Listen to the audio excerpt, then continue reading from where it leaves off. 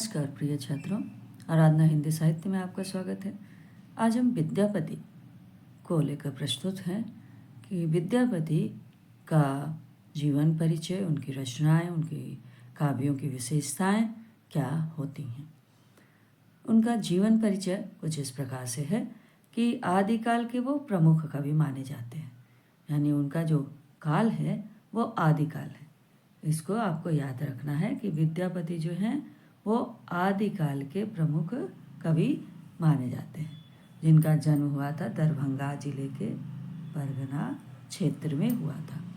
विद्यापति के पिता जो है राजा के आश्रय में रहने वाले कवि थे और वो क्या है शिव सिंह। वो किसके आश्रय में रहते थे? वो राजा शिव सिंह के आश्रय में वो राजकवि थे। और विद्यापति राजा के आश्रय में विद्यापति राजा के जो मनोरंजन के लिए पहले राजा के आश्रय में रहने वाले सभी कवि क्या करते थे? उनके युद्धों का वर्णन करते थे, उनके मनोरंजन के लिए कविताएं रचते थे।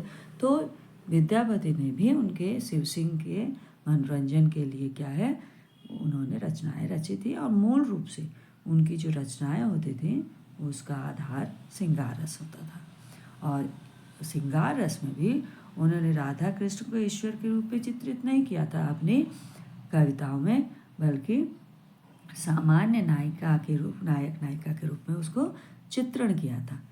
अब उनकी जो रचनाएं हैं वो 3 भाषाओं में उपलब्ध हैं, संस्कृत, अवहड़ और मिथिला में मिलती हैं।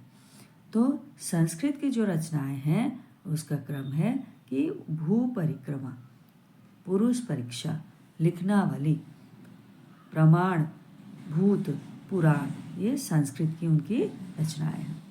अवहड़ की रचनाएं कीर्तिलता और कीर्ति पताका हैं। मैथिली की रचनाएं विद्यावती पदावली और गोरक्ष विजय उनके, जो उन्होंने क्या है 3 भाषाओं में मुख्यतः क्या है अपनी रचनाओं को लिखा था, संस्कृत, अवहड़ और मैथिली।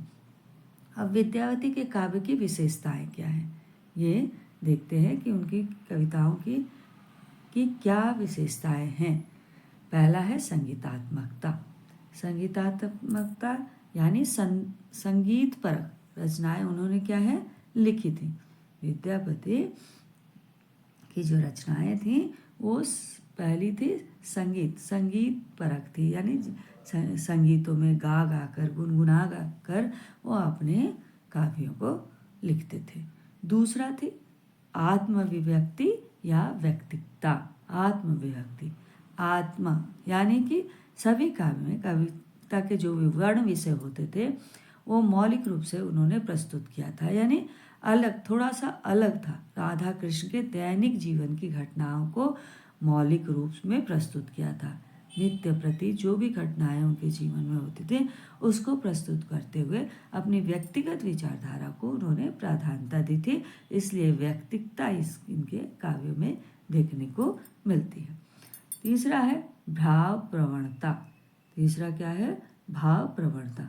भाव प्रवणता ने उनके समस्त काव्य में भाव की प्राधान्यता है, भाव प्रधान है, ऐसा कह सकते हैं।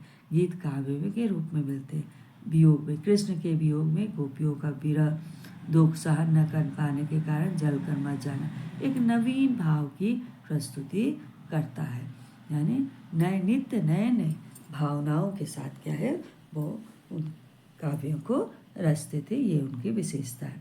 चौथा है सौंदर्य चित्रण, यानी विद्यापति की जो रचनाएं हैं वो सुंदर हैं, अतिशयोक्ति उसमें बहुत ज़्यादा है, सुंदर है, श्रृंगार परक हैं। वो रचनाएं सभी श्रृंगार परक हैं और राधा कृष्ण के सौंदर्य में अतिशयोक्ति अलंकार का अधिक प्रयोग किया गया है। अतिशयोक्ति का अर्थ होता है अधिक बढ़ा चढ़ाकर उनके सौंदर्य का निरूपण करना। ये इनकी 4 विशेषताएं हैं। अब विद्यापति का काव्य सौष्ठव कैसा है, उनके काव्यों की रचना कैसे हुई है। काव्य सौष्ठव के 2 भेद होते हैं, एक अनुभूति पक्ष होता है और एक होता है अभिव्यक्ति पक्ष।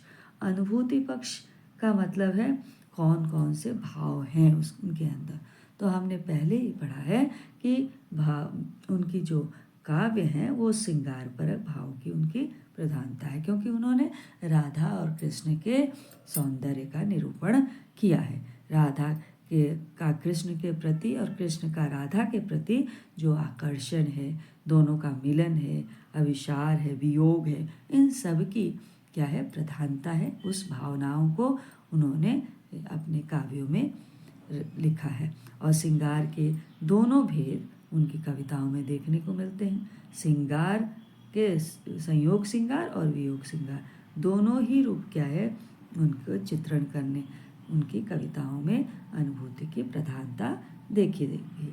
अब कला पक्ष माने शैली, यानी उनकी जो काव्य हैं उनकी शैली कैसी है, लिखने का ढंग क्या है, कौन कौन से अलंकारों की प्रामुख्यता है, ये क्या है उसके कला पक्ष में यानी अभिव्यक्ति पक्ष में दर्शाया गया है।